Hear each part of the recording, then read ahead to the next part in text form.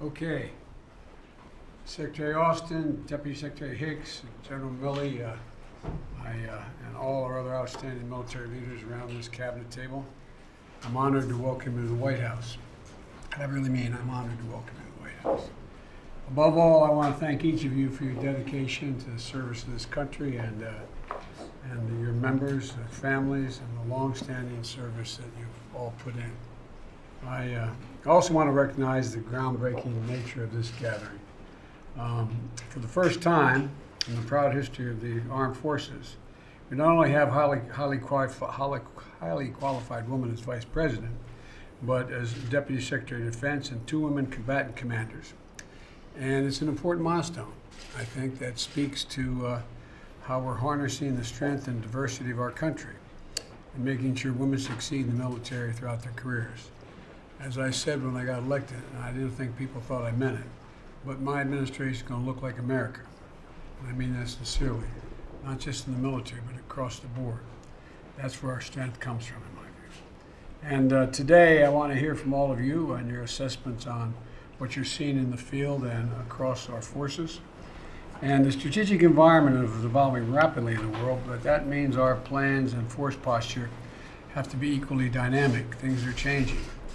And ensuring that the security of the American people, our interest and the interests of our allies, means having to constantly adapt to anything and everything that's happening around the world. And we're seeing this very day the need for adaptation as a consequence of us standing with Ukraine against Putin's brutal and unjustified war. And I want to applaud the exceptional work you're doing to arm and equip brave Ukrainians to defend their nation. I don't know about you, but I've been to Ukraine a number of times before the war. I've spoken to the Rada. I was deeply involved in what was going on in Ukraine. And I knew they were tough and proud, but I tell you what, they're tougher and more proud than I thought.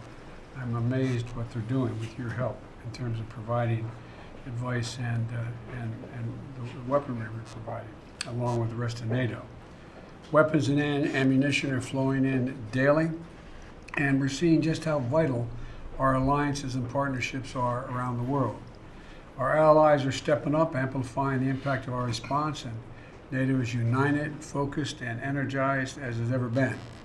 When I was a kid in the United States Senate in my 30s and into my 40s, I was chairman of the NATO subcommittee, the Foreign Relations Committee. Not because of me or any particular thing, but I've never seen NATO as united. And I'm confident in my view, this is Biden speaking, that I don't think that Putin counted on being able to hold us together.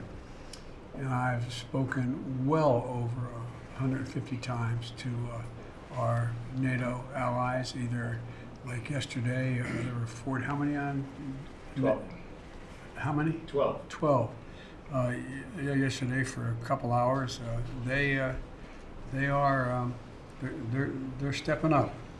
And the same is true in the Indo-Pacific, where our allies are the foundation for the future we want to see in that vital region of the world. Your central, indispensable mission to deter aggression from all our enemies, if required, is on display. To fight to win wars remain critical to American power. As Commander-in-Chief, I rely on your advice and to maintain our military edge and remain the ultimate guarantor of America's security. But quite frankly, even though I've been Vice President for 8 years and a Senator for 36, I didn't fully appreciate that how the rest of the world literally looks to us as the leader of the free world. I mean, looks to us in very precise, specific ways, and something you all fully understand. I rely, as I said, on your advice, your advice and your ability to maintain our military edge. In return, I promise you, and I hope it's been demonstrated since I've been president, that we as a nation will uphold the sacred duty we have. We owe you, our military men and women, to prepare, properly equip you before we send you into harm's way, and when we do, to care for those in your family when you come home. And that's why we're doing so much at the Veterans Affairs as well. It's a sacred obligation. And so I want to thank you all again. I'm looking forward to our discussion, and I thank the press for coming in. Thank you. Mr. President.